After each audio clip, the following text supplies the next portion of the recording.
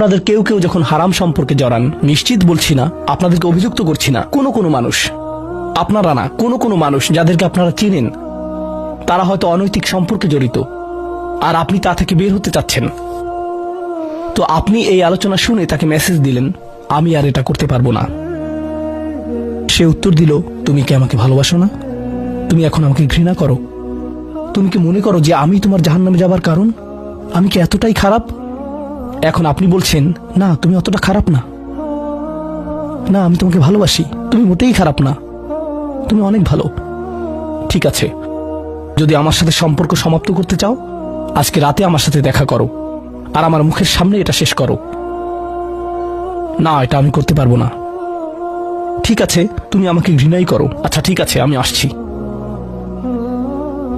এটা আবার শুরু হয়ে গেল, আর এরপর আপনি আবারও তওবা করতে চান।